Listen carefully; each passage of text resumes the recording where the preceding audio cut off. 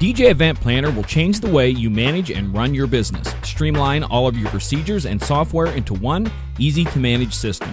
DJ Event Planner, the ultimate online planning tool.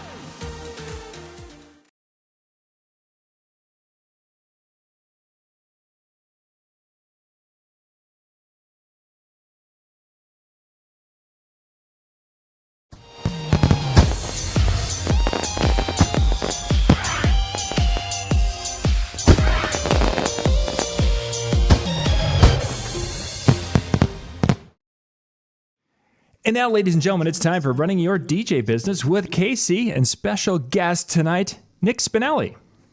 What is up, Nick? And everybody, the credits are rolling, and it's saying Brian Bonacisi. You are not Brian Bonacisi, obviously, but we are super, I'll be your boss, super pumped to have a dope young guy like yourself on our show. I'm excited. For those of you that don't know Nick, introduce yourself. Tell people who you are, where you're from. You know, give them the basics. If you can't guess it from his accent, we could do that. We'll just go through the states and see who can guess where you're from. So I'm Nick Spinelli, and I am a little old wedding DJ from the beautiful state of New Jersey. Is it a beautiful state, honestly? We got a nice beach. Yeah. It's a long one. Nice beach. Ours isn't as long. Ours isn't as big as yours. Okay, I'm sharing this on my timeline. We are live, so please join us and click post. So that should get us up to like 6 people watching. All right. So coming back to live. All right. So who do you work for? Why tell us your background, man? Let's start with the nuts and bolts. We talked offline, so you're 29 years old, and how'd you get in the business? Tell us your background, and let's bring us up to 2018.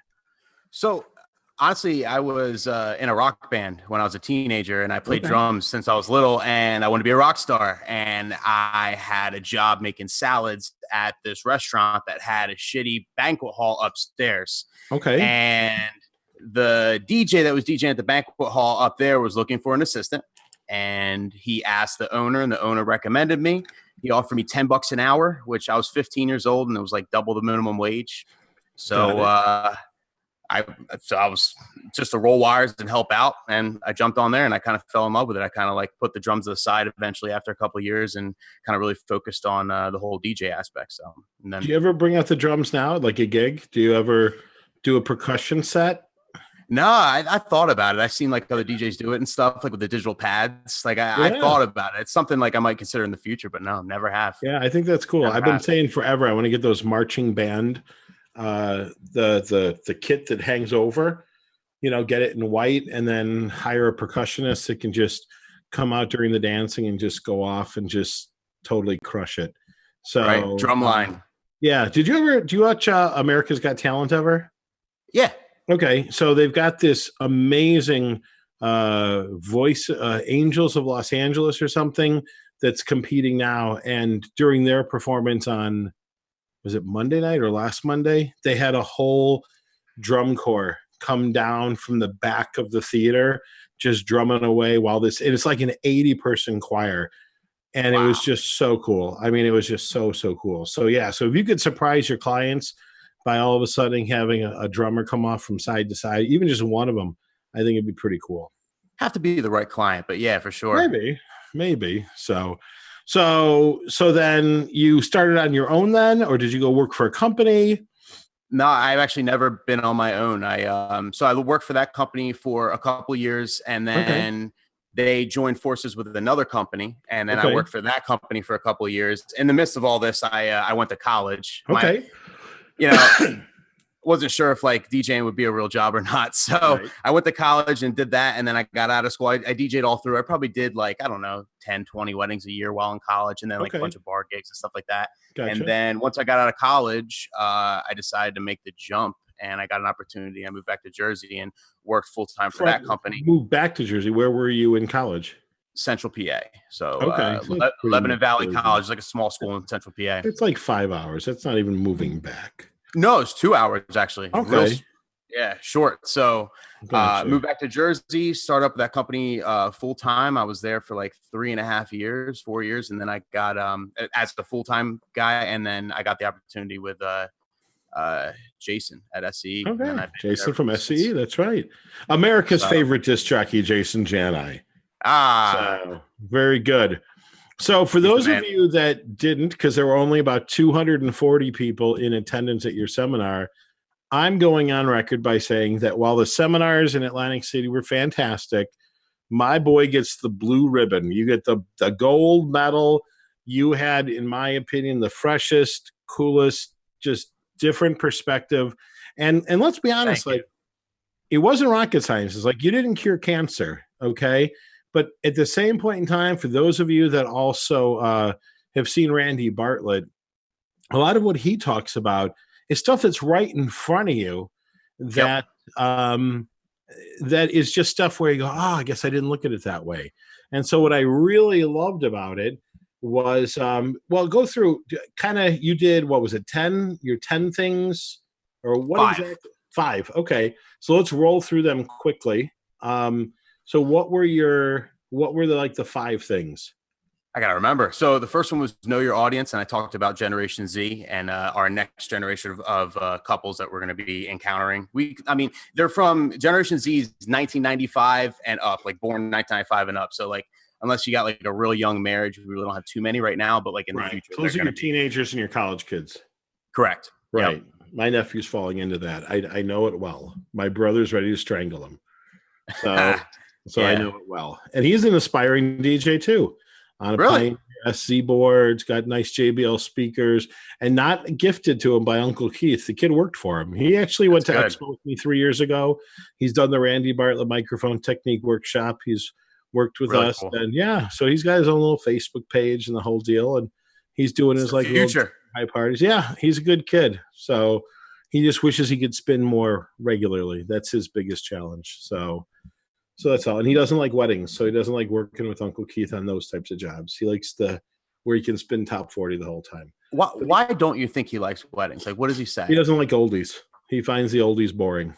So, and like that's something that like, I think a lot of young kids, that's why I actually started making videos too. Like a big reason, like I think a lot of kids get discouraged and think that like wedding DJs, you have to be, a wedding DJ, like the stereotypical whatever. And you have to play a bunch. It's all about the oldies and all that. And it's really not. Like you can still be dope and be a wedding DJ. You know what I mean?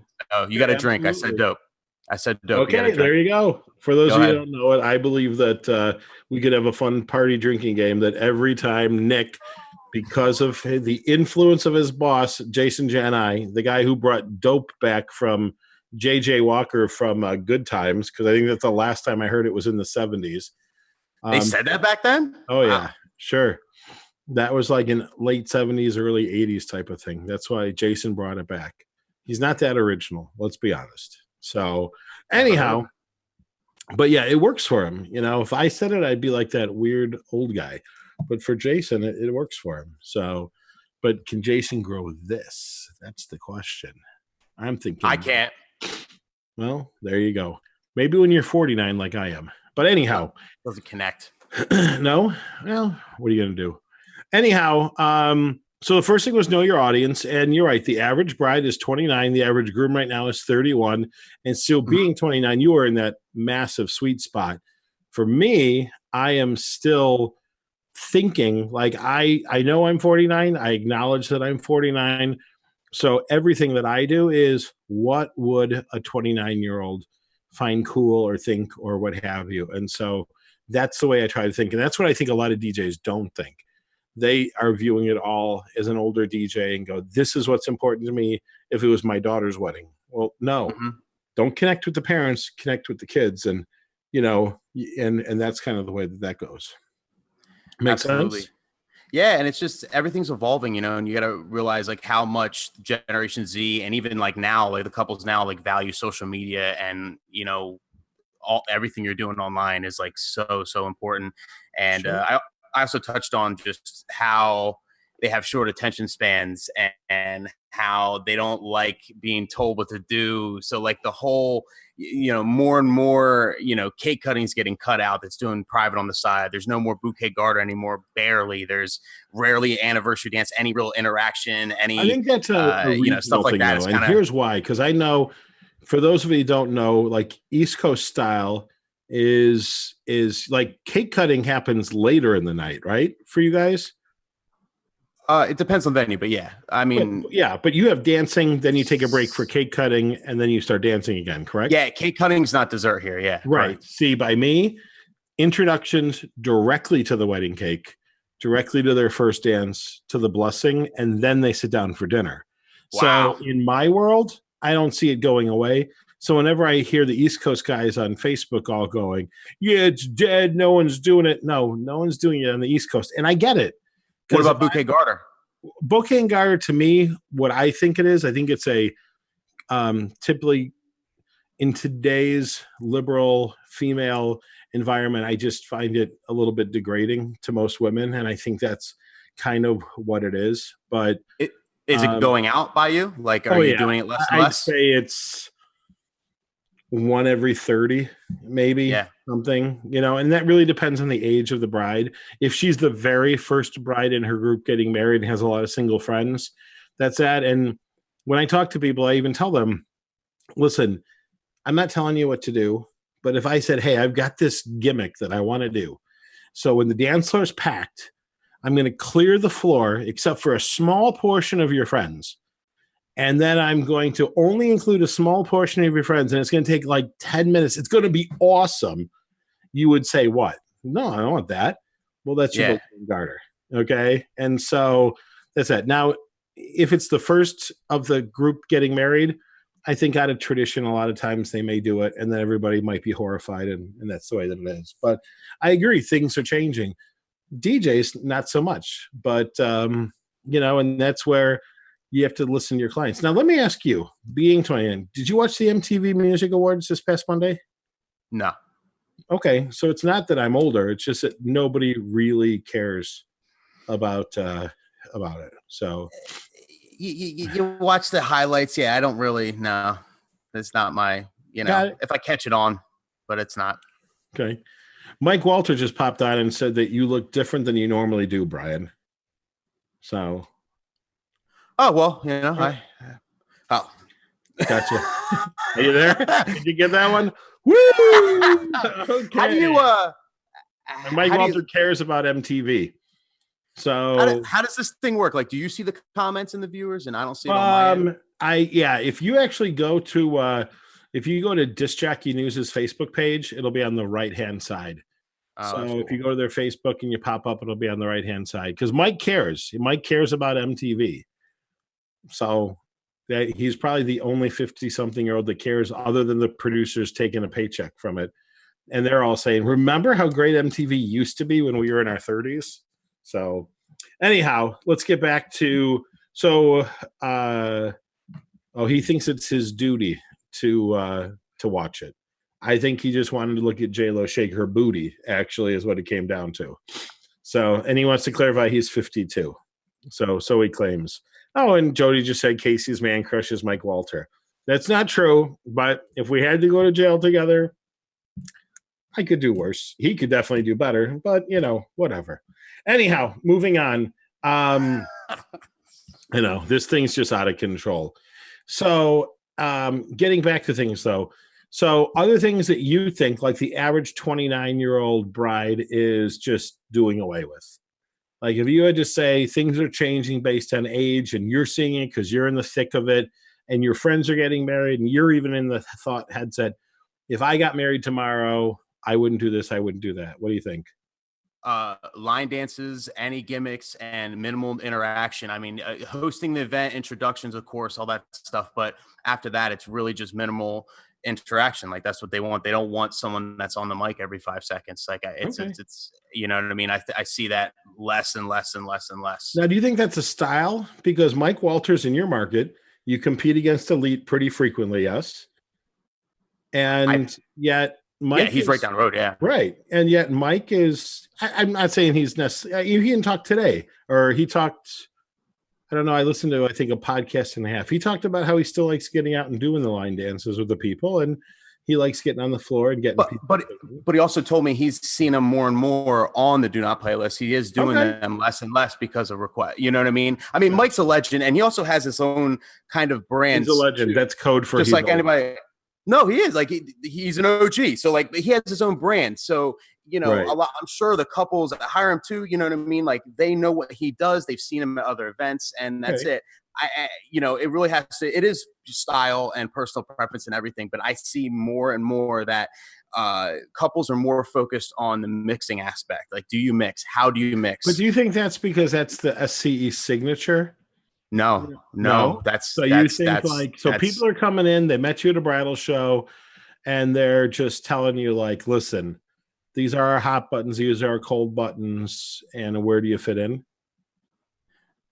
Yeah, yes and no. I mean, you have to realize that it's different times now. You go out to like any bar, any club, you have an open format DJ that's like mixing and crushing it. Like it's way more than it used to be. So like they're used to hearing that. And then how do you know that? Because when I was 29, you were in diapers, and I would go to the same clubs, and it was open format. That was that. So 20 years ago in the 90s, yes, but like not all the DJs mixed the way they did. Like that was records back then. You couldn't do the same, like mixing records and mixing on Seratos like night and day. You know, you can't like you can't be as quick. Like when you mix records back in the day, you would play 2-3 minutes of a song. Now quick mixing is in, you're out after one chorus because of the short attention span. I mean, that's just where it's just a different time. You know, I truly believe, like I posted a video on Auto Mix yesterday, and I can't tell you how many DJs hit me up and they're like, listen, you know, no one notices if you mix or not. And no one knows the difference. And they couldn't be further from the truth, whether or not they know know the terminology or no. Sure. You notice if it's smooth and it makes sense and it's quick and you hit them. Oh, wow. Where it's just this one guy who just plays one song to the end and then blends the other one or plays 2-3 choruses where you get like bored. And it's like, who knows the second verse of Ice Ice Baby? Who? Right. No, I hear Everyone knows the stop and collaborate and listen part. No one knows the second verse. You got to get out that second chorus. You do. Right. See, now Mike Walters agreeing with you. And he said, clients want to know if we can mix. Never got that question asked 20 years ago. But out of fairness to Mike, 20 years ago, the hot thing was teaching line dances and doing that stuff, being the fun DJ. So, and again, it also was puffy dresses and cakes with water fountains in it. So again, I agree. Now, Jody Harris has chimed in saying different market, different audience, which I agree to a degree as well.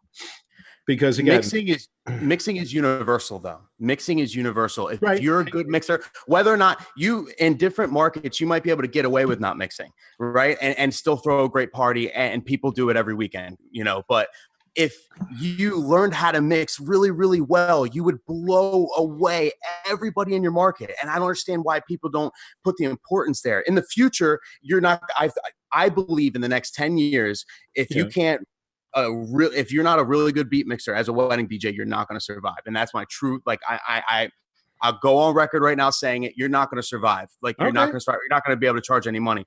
But even now, if you adapt it now and you're in a market where not a lot of people mix, you're going to blow everybody away. It's going to be night and day. You're going to fill your calendar in 2 seconds. So what would you guess then? Universal. And we'll even throw this out here to Jody and Mike and Chris Romero jumped on and Brian Eller and a bunch of other guys. What would you guess the percentage of mobile DJs, and we'll just go with the ones that are attending conferences that we may know from the hallways or whatever, what percentage of them do you think know how to mix and mix fluently? What would you guess? Wow. I don't know. I really don't know. I'd like to think it's 70-80% know how to mix. I would think it could be worse. I don't know. I honestly don't know. Right. I'm going to guess it's probably more like 40%. It might be because it's a half and half. Half the people agree with what I'm saying, and then the other half are like, "Dude, what are you crazy?" You know. Right. So I guess it is more half and half. Honestly, yeah. I mean, and again, that's kind of the cool part about our business is like, it's 1 + 1 + 1 + 1 = 4. So does 2 + 2. So does 1 + 3. And if 4, it's as long as you get to 4 and the customer's happy, it works. Mike's saying from his straw poll, it's 50-50. So okay. He's the OG. He knows it all. So I was being optimistic. Okay. I guess I was being optimistic. No, that's okay. There's still a bunch of old guys like me that are leading line dances, so what do I know? No, I'm just kidding. Okay, so we talked about knowing your client. What else do we have?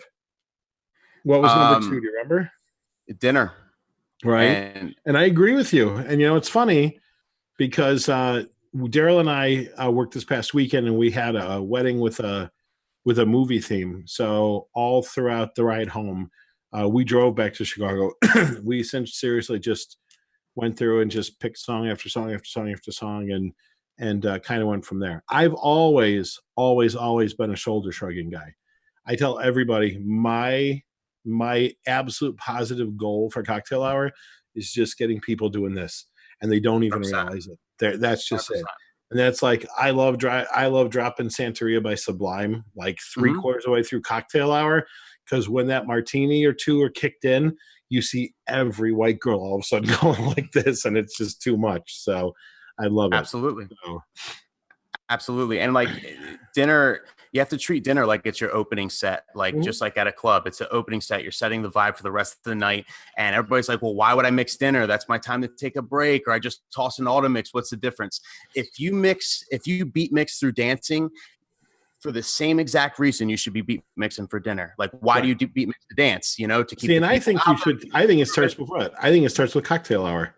100%. With us, usually cocktail hour is in a separate room, so we make custom mixes like for the cocktail hour and kind of phone it in. Real nice, lazy, freaking Jersey DJs. No, it's all separate. It's a remote setup, guy. It's a remote setup.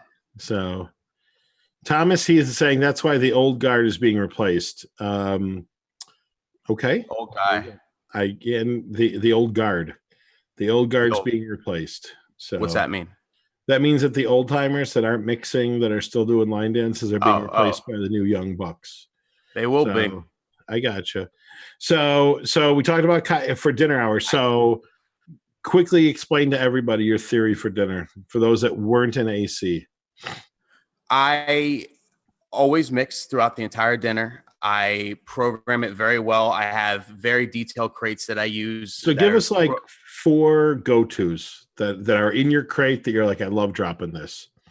My Girl by the Temptations. I Want It That Way by the Backstreet Boys. Toto by Africa. Okay. One more. I don't know. What's another go-to? The Full House theme. Really? There you go. All right. I got the intro edit from DMS and goes right in. It's like a minute long. The song's like a minute long, but it's just one of those throwbacks. It's in my sing-along folder. I have like a whole folder full of sing-along songs that I tap into. I hated that. I'm literally plugging away. If I was a drunk guest, I'd probably throw a dinner roll at you for playing it. But that's just, I can't stand it. It depends on the people. Show in the world. And keep in mind, I never play the same stuff. It depends on the people, but I can tell if there's a Full House fan out there. I can tell. Do you play any Uncle Jesse and the Rippers? Huh? No. Do you? No. Then you're not really a fan. Mike drops Ace of Base, The Sign. Yeah, that's a great one too. So, stuff like that. It's the in-between stuff. Like really, wouldn't play it for dancing, but it's got people grooving at their tables. And then if you do it right, you really catch a niche. You can build a dance floor organically during dinner. I've seen it happen, and nothing's better. So you don't have to start it with a slow dance. You don't have to, depending on the format and where you're at and all that stuff. But like, you can build a dance floor organically. I've had people dance through courses. You know what I mean? Literally, like in the middle. They didn't expect to. Sure. And a lot of people don't know this. Grocery stores actually sent their music based on the time of day. So if you go to a grocery store on a Saturday, the tempo of the background music is actually stepped up. So you keep moving through the store more quickly and efficiently. Whereas if you go there at 1 o'clock in the morning tonight, it's a lot slower so that you pace yourself and you actually buy more product. And so there is a psychology to exactly what you're saying. And yeah, you could pop in a Kenny G CD and nobody would probably complain because they're busy having conversation, but they're not getting excited even mentally and just kind of getting ready to go. So I totally agree with you. So what else did we talk about? What else did everybody else miss? What did I talk? I've got, here was my favorite. My favorite tip was belief in why you should have a DJ assistant. Invest in a DJ assistant. That one made me laugh out loud and pee a little bit, actually. So, so go through your reasons. So first of all, I wouldn't even be a DJ if there wasn't an assistant. If the guy who hired me didn't have an assistant. And so a big reason is you could be training another DJ that could go on and, be the future or whatever. So that's important. Agreed. They help you with logistics, loading in and loading out. So, setting up is quicker, loading in's quicker, loading out's quicker. And I mean, it sounds obvious, but if you take too long to pack up your stuff at the end of the night, the venue's going to hate you. It doesn't matter how good of a DJ you are. If you take an hour and a half at the end of the night. I got into a debate once with a DJ who said, can you believe they threatened to have all the busboys put my stuff out in the parking lot? He goes, it was a problem. I had a lot of stuff. I go, well, how many people did you bring? He goes, me and one guy. I go, so you should have had like a crew of 4, so you could have gotten out of there in 20, 25 minutes. Yeah, so it takes longer. And I go, yeah, you're an ass, is really what it comes down to. You forgot all about the people that have been there since 8 o'clock in the morning, prepping that room, prepping the food, and they want to go home to their wife, their kids, or their apartment or house or whatever, shower, go to bed, because they got to be back at 8 o'clock in the morning. And some jerk-off DJ that's taken forever to wrap every cable perfectly rather than get the hell out of there is slowing them down. I told him, I said, I'd be having the busboys pick stuff up and help you out the door as well. So that's the pro tip. If they ask you for help, if they like, hey, do you need help? That means you're taking too long. Yeah. So other reasons people should have an assistant. So introductions becomes more of a production. So when you have an assistant, they're going to do the music for you. You can go out on the dance floor and actually host the event. So it's more of a production, and I'm not trying to say it's like make it all about you, but when you're hosting and you're introducing, you can engage with the crowd. You can focus on one thing, and that's emceeing and engaging and like really crushing it. That's like your time to really be interactive. And now, do you actually rehearse that, like timing wise, with your DJ before, like when you're done setting up and you haven't even changed into your street clothes? Do you rehearse that? If it's something unusual, yes. But we kind of like, I've been working with like my main guy for so long that like we know each other like the back of our hands. We go over it, make sure all the songs are in the right crates, we're all set, like just triple check everything. But it's not like a full rehearsal now. Right. So what's funny is every time I'm at a new venue and I happen to rehearse it, it's not necessarily like I go through the whole thing, but I go through music cue, and I'll be out on the floor and I'll be like, so make sure you're looking at me here, this, that, bop, bop, bop. I've had people when we're done from the venue walk up to me and they go, we knew you were going to be good. And I'm like, what are you talking about? And they're like, nobody practices timing. And like, he goes, just going through how you wanted to make sure music cue is here and music hit here and blah, blah, blah, and everything else. They're like, we knew that this was going to be a much better night than normal. That's cool. While it's flattering, at the same point, kind of sounds depressing that like, are we that bad as an industry that you don't take 30 seconds, or maybe 3 minutes, let's say 3 minutes to walk through what should be like the most exciting part of a reception for the bridal party and everything else? There's a lot of things we take for granted too. I mean, I had a guy from Boston hit me up and say, dude, one thing you should do a video on is lining up the bridal party. I line up my bridal party every time up in Boston and it blows the venue away. They'd say, we don't have to do it. We always do it. Oh my God, this is great. Thank you. And like, I thought that was just a standard thing that everybody does. Sure. Right? Do you line up the bridal party? I line up the bridal party, and even though I've gone through the enunciations with the bride and groom, I say it out loud. Better. Yeah. When I say it to them, and it's again, I'm in Chicago, which is a huge Polish market. So when they say like Stravinsky, people are like, "Holy shit! How'd you get that?" I'm like, they paid extra to make sure I don't screw it up. And again, all of a sudden, everyone's like, "Oh, this is gonna be great." So when I pump it up and that, they're just jacked because I'm sure. And my last name is Kokoris, and it's spelled nothing like it sounds. So every year, every teacher I ever had destroyed it, and that was that. So when you hear it spelled correctly, you're like, hell yeah. So yeah, exactly. Other reasons for a DJ assistant. So we went over two of my favorites. So the next one is in case you have to poop. Poop, that's correct. Ding, ding, ding, ding, ding. If you got to drop a dookie, you've got someone as your backup. And it was honest, and everybody in that room went like this. Mm-hmm, he's right. Mm-hmm, he's right. Nobody wanted to say it, but he's right. And like, of course, you could put on a pre-made mix, or you can put it on autoplay. But I think that it's always important to have someone by your DJ booth in case, some drunk guy comes up and scratches your stuff and messes up your music. Or what if like the maitre d's looking for you? What if the couple's looking for you? Now you're MIA. At least if I have an assistant there, he's mixing for me, and he can say, "Oh yeah, Nick will be right back," and text me like, "Dude, wipe, let's go." You know what I mean? And then we can get back. And I know. And then my last reason was in case you die. Does that happen to you? That you're anyone you know that you feel the need to do that? Who told me that someone died at their wedding? I think I've had people die at my wedding that are guests. I've had 3 different people die, but not the DJ. No. Yeah, it's the ultimate backup if you think of it. All of us have backup equipment. All of us, we back this up, we back that up. What about you? If you do a wedding yourself, you have no backup for yourself. If you have a heart attack and you drop right there, that's your moment. Boom, done. Who's going to back you up? The party's over. Right. You want to have someone that can back you up. They wheel you, moment of silence, wheel you out, and then the party goes on. And that's the ultimate backup. Right.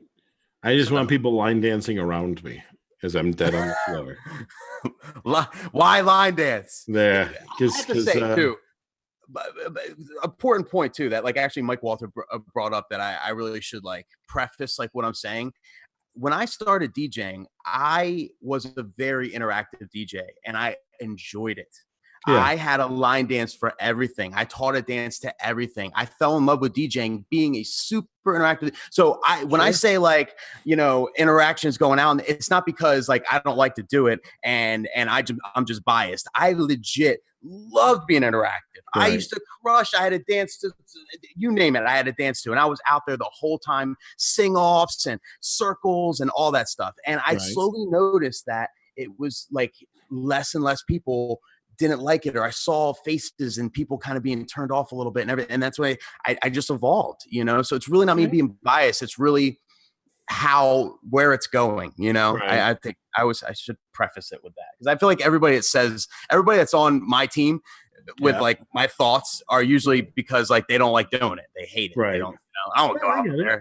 That's dumb, Right. Well, and that's why I think even if you look at DJ of the year this year, I guess almost everybody did games from what I was told. Like a lot of people did most line dances, right? So, and even that's changed. So who knows?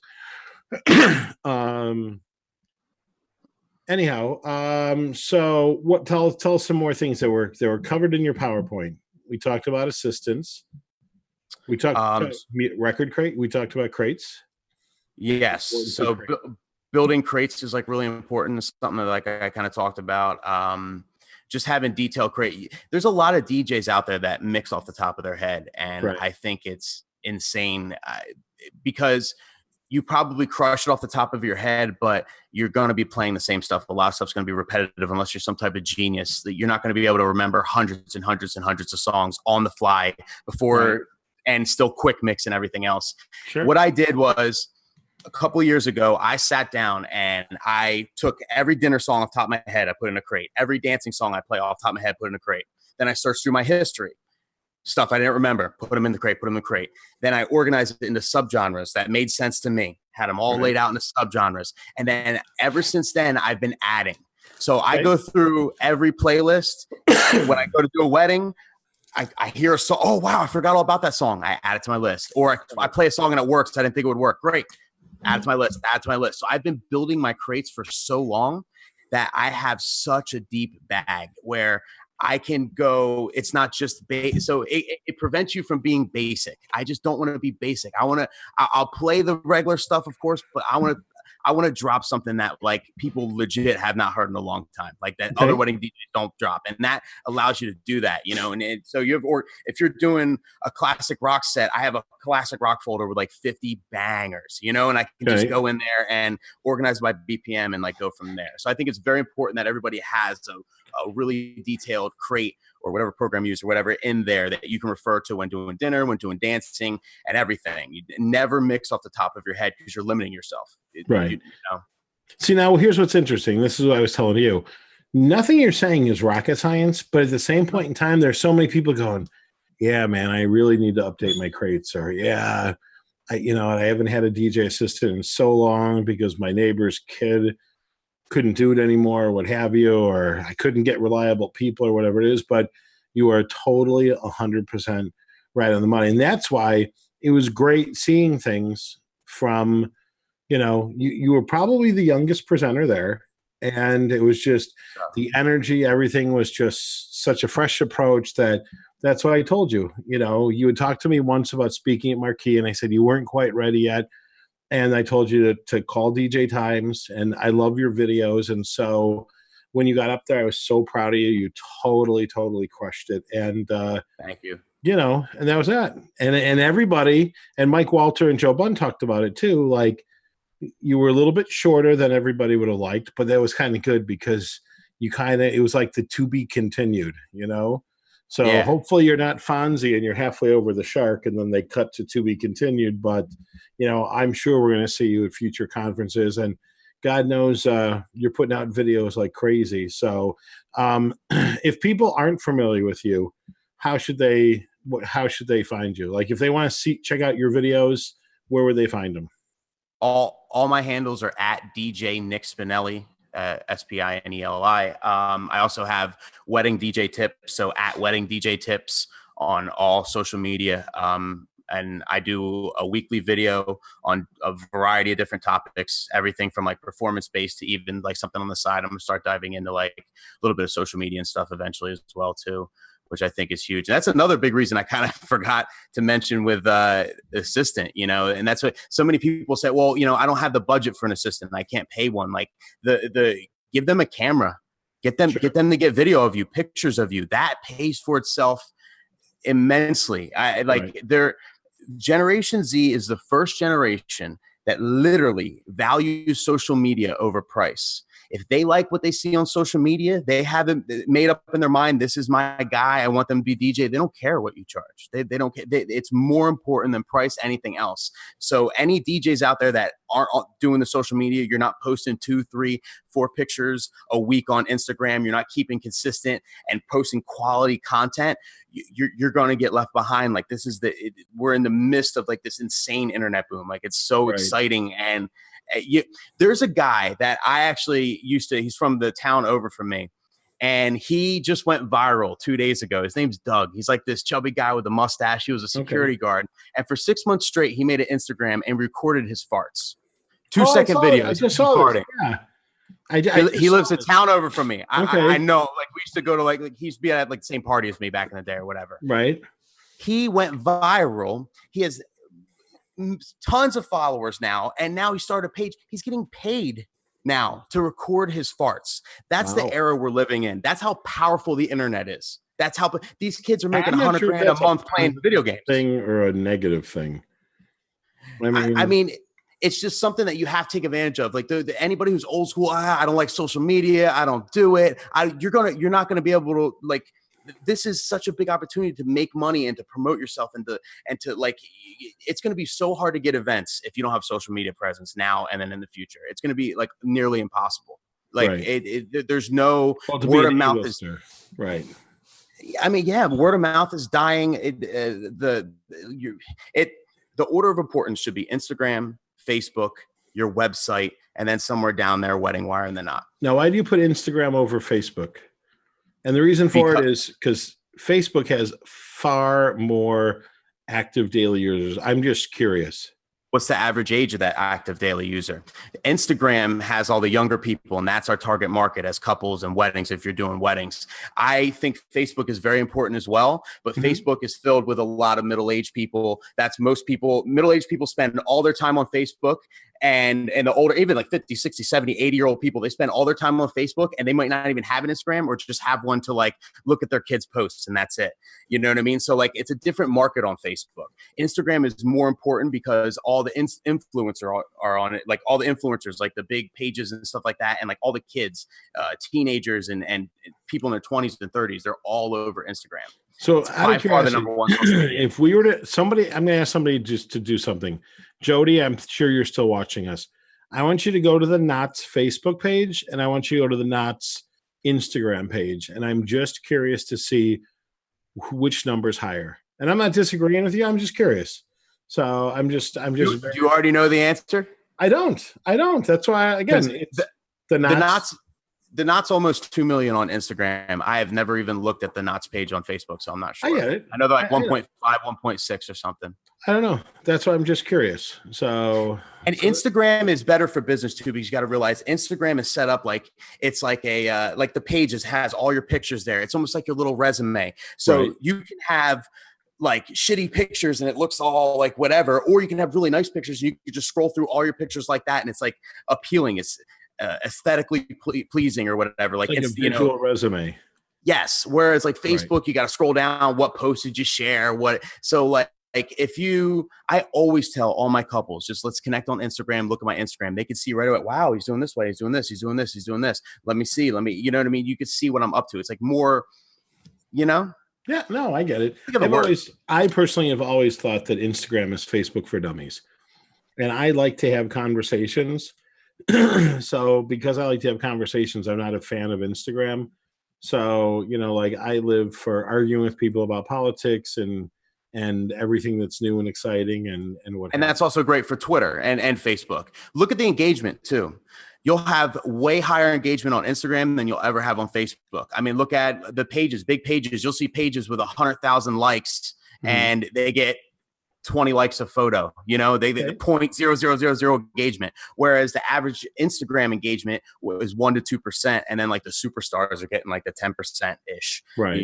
So the engagement's way higher too. Gotcha. Okay. That's why I've got you on. Just different views, different vantage points, and I don't know if you know this, but if you walk around most DJ shows, good, bad, or indifferent, there's more guys, my age than there are your age. Why do you think that is? What do you mean DJ shows? I mean, when you go to DJ Expo, Mobile Beat, Marquee, Midwest DJs Live, Arm DJs, there's more guys in the 40 to 50 range than there are in the 20 to 30 range. So what's your thought process behind that? I honestly don't know. And that's why I saw this void. That's why I wanted to speak. That's why I started doing videos, because it seemed like everybody, all the older guys were really the only ones really putting out content or educating. And I wanted to, kind of give a fresh take and, take it from someone who's actually your couple's age and whatnot. So that I'm not sure why more. I hope I can motivate more to go out there. I know there's this kid, Eric, who's like crushing it. He did the Entertainment of the Year competition. Eric Spinelli? No. Okay. Eric Winnery or whatever. Yes. Yeah. I know who you're talking about. Yes. That kid's crushing it. Like, I just like what he's doing. He takes a lot of fresh, like new concepts and stuff. Like there's a couple people coming up, but it's few and far between. Like I want to motivate. I think the whole industry got a stigma. So anybody who's a DJ, the last thing they wanted to be was a wedding DJ. It wasn't cool. It's just not cool. Like, you ask a 20-year-old, my main assistant, his name is Santi.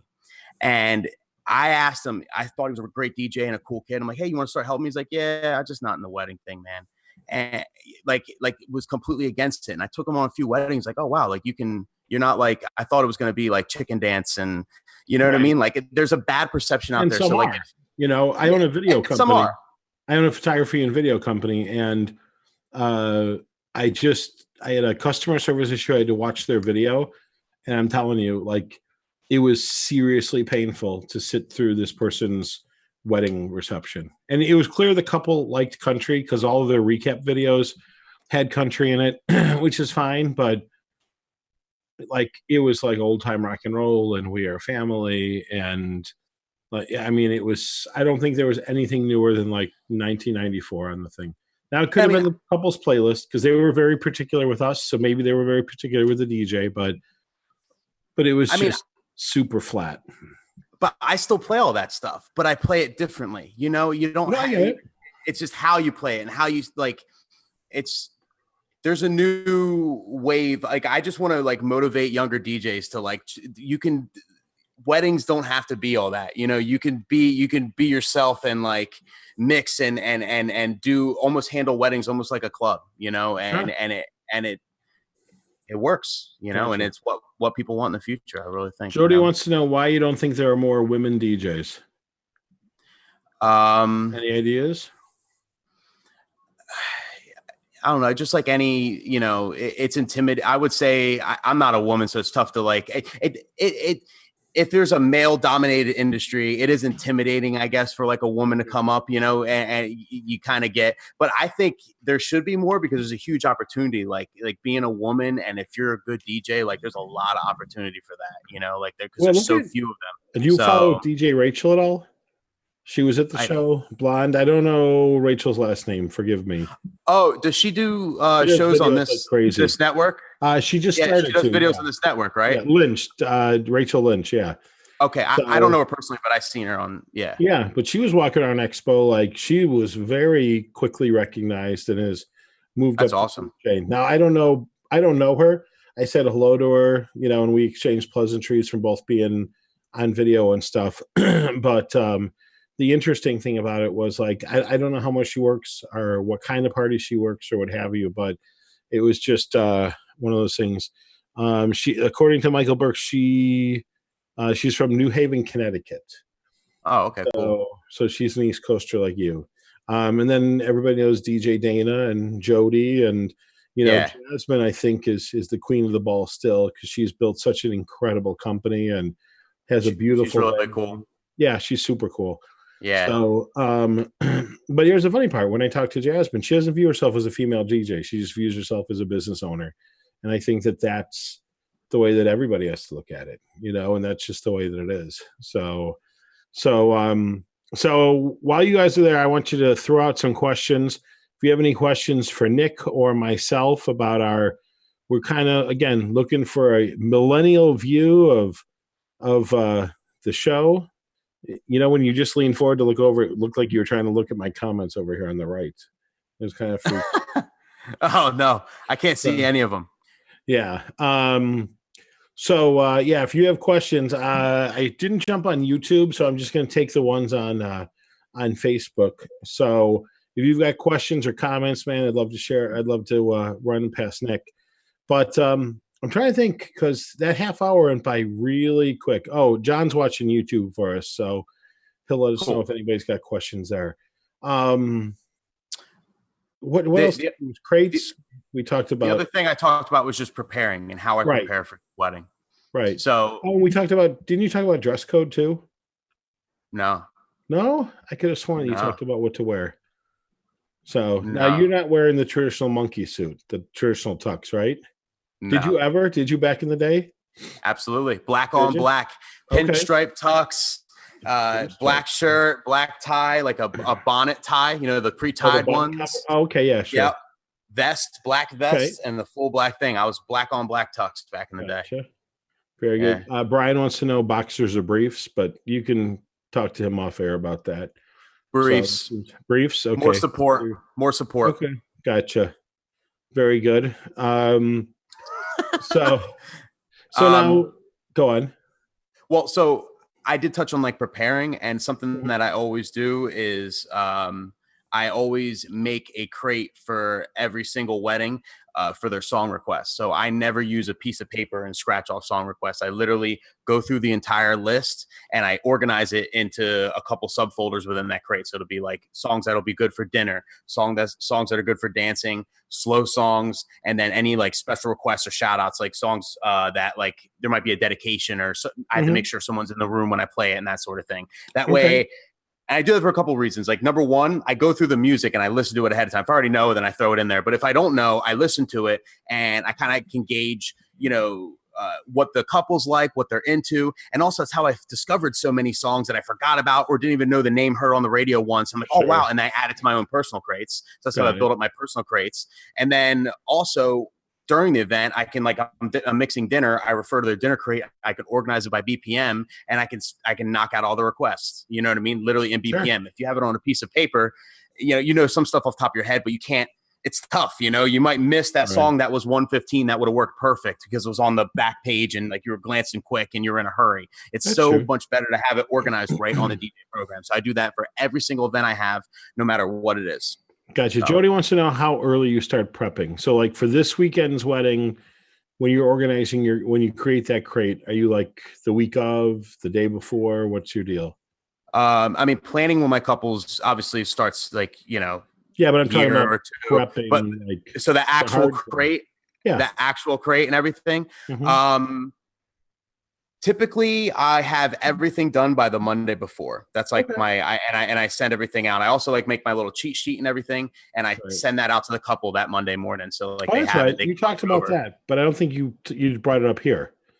No, so I don't just print off like event planner or whatever. Like I actually make a custom sheet that has all the information, everything from the times to the venue to the room to the what services we have, like lighting, stuff like that. And then the full introductions, what songs we're playing for what, every formality, everything's like laid out on a nice piece of paper. Exactly. And that's what I use the day of on like my iPad. And I always send it to the couple. That way they can check it out if autocorrect screwed me over and like mispronounced. It's happened before. They're, oh yeah, my mom's name is Jen, not whatever, and I'm like, oh wow. And because I'm like Ron Burgundy, I'm going to read whatever's on the script, and then afterwards, oh, that didn't sound right, So like they triple check it, and it gives me peace of mind, not only just for my introductions, but I know I'm playing the right song. I know the timeline's in order. I know the times are correct. Like I'm a what if, I'm a second guesser. Like I'm the type, like you could tell me be there at 6 and I'm checking at like 5:30. Shit, was it 6 or was it 6:30? And I have to triple check like 10 times, So like if they okayed that sheet, I know that is like the Bible. I know that is good no matter what. So like, it's almost like that triple check and it gives you the extra like peace of mind. So got it. Very good. Very good. Jody wants to know, how do you handle guest requests on the spot? Yes or no? Yes, I take them gracefully. Always use your best judgment, of course. If they request Tool or Godsmack, it's not going to fit. Whatever, you use your best judgment. I've been to a Tool concert. I've actually been to one. They're good stuff. It was loud. It was really friggin' loud. I like that Schism song. But like one thing with requests, though, with guest requests, you never throw your couple under the bus. Right. Every couple has a do not play list. If someone comes up and requests that song, like this weekend, I can't play Sweet Caroline, right? If I get a request for Sweet Caroline, the last thing I want to do is say, oh, I would, but our couple over here, they don't want to hear it. What's that drunk guest going to go do? They're going to go ask the couple, put them on the spot, and then they're going to be back against the wall. Okay, fine, play it. And now I'm playing something that they don't really want to hear. Sure. I don't care if it's the mom. I literally, I know what they don't like. So what do you tell the customer? What do you tell them then? Oh, no problem. I'll try and get it on for you. Okay, so you lie to the customer. I take it right on the nose. Okay. No, I said, I'll try, whatever. Yeah, I guess it's a fib. It's a white lie. Right. It's a fib. But I take it on the nose. I've had people leave mad at me, whatever, but like it's I'm not going to throw the couple on the bus. And I tell them that too. All right, just so you know this, how I'm going to handle it. I've had them tell me, listen, my mom's going to request this. I need you to kind of just say, yeah, and then don't play it. Okay, no problem. I mean, at the end of the day, you're working for the couple. But like, but yeah, I'll try and get it on, or, oh, sorry, didn't have it clean, or I had a whole video of all my excuses in a row. Right. Like I got like a list of them, so I kind of just throw that out there. And if I've ever given you an excuse, if you're watching, sorry about that. But your song probably sucked.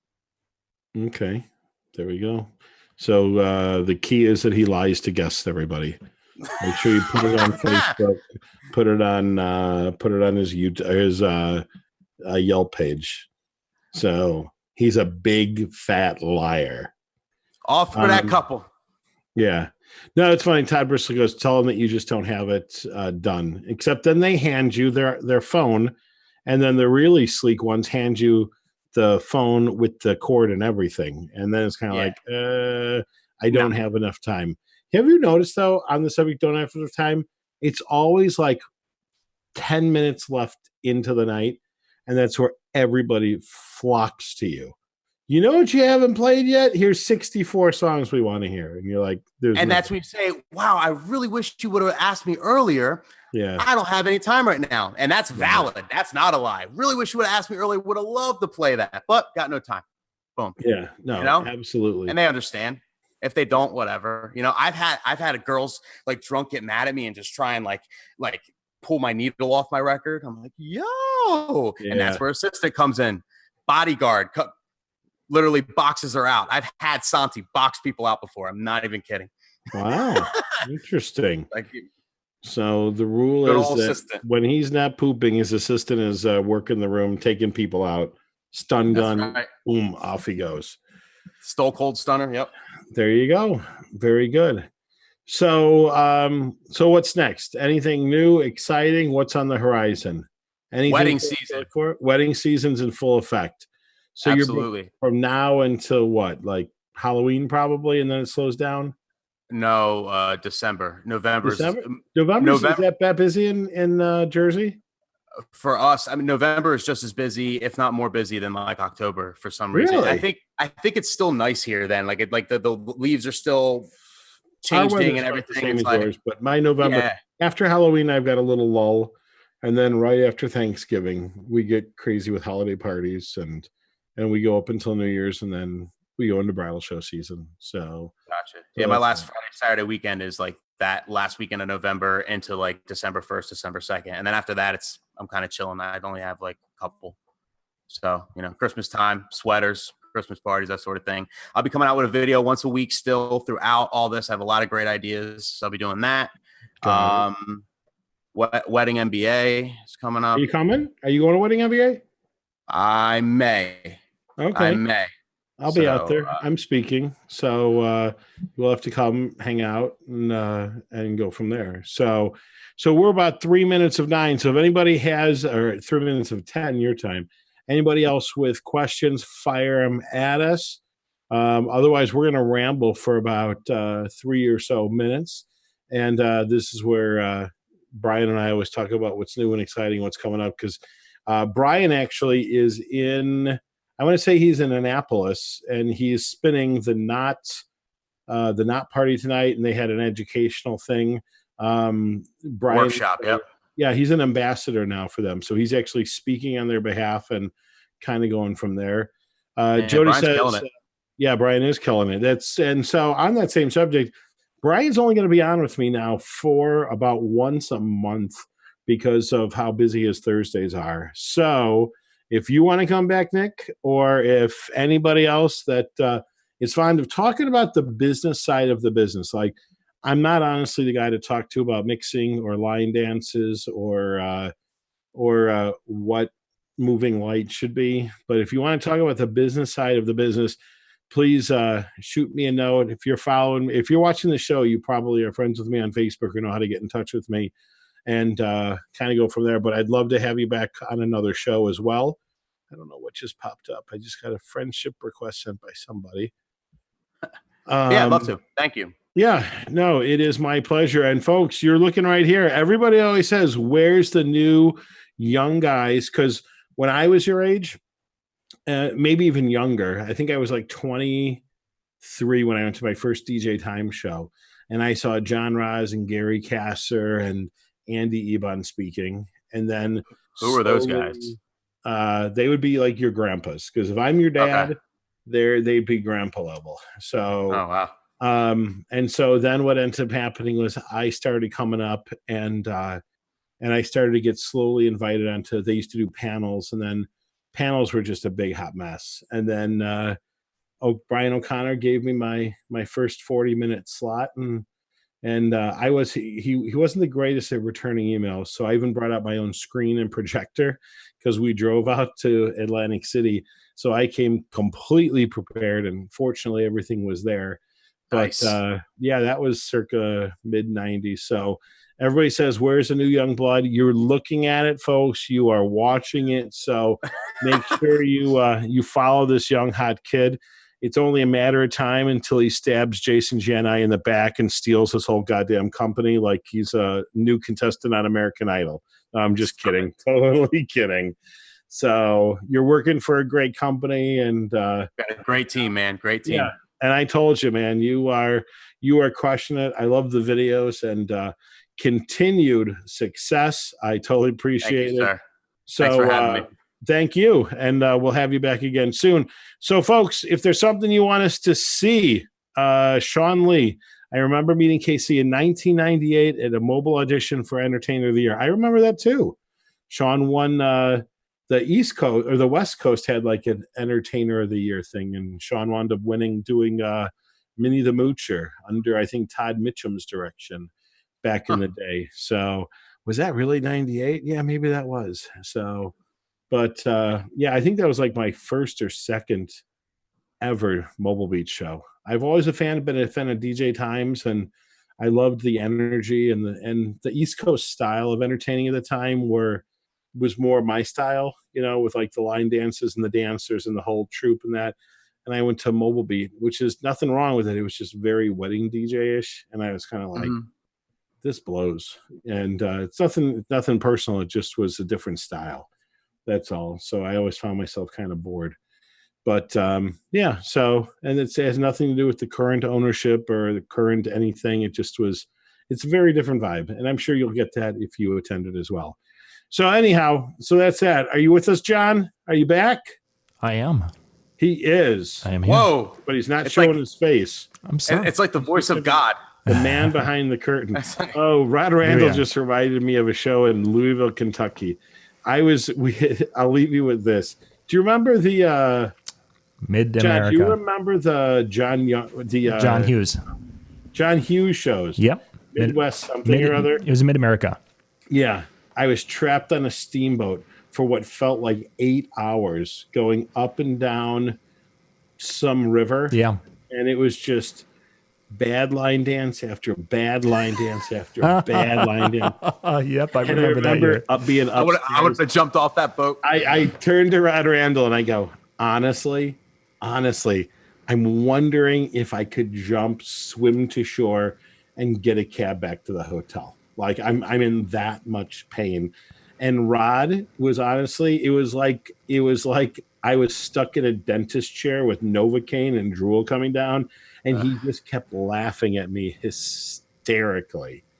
And the only thing I have to say is like it's almost as funny as his coach being suspended for 3 games this season.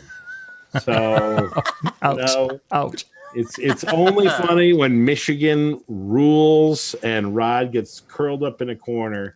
I mean, it's not as good as when they went to a bowl game and got completely shut out. I mean, that would just be embarrassing. But when Michigan overtakes OSU this Thanksgiving, we will know what it is to be thankful for.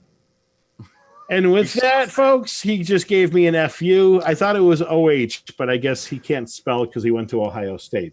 Anyhow, and on that, folks, please follow us on the Marquee Show Facebook page. And we've got exciting stuff always happening on our blogs and that.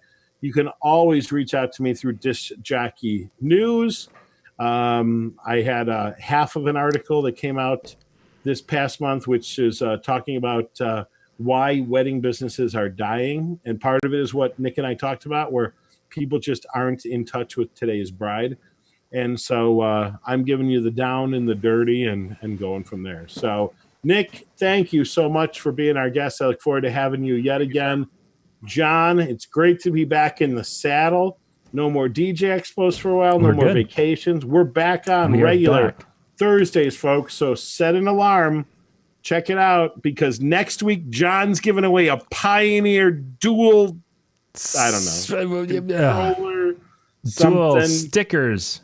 It's going to be an old broken piece in the back of his workshop, but you might be able to sell it on made eBay. With color crayons. That'd be great. That's right. Anyhow, folks, thanks so much for watching, and we will see you all soon. Good night, and God bless.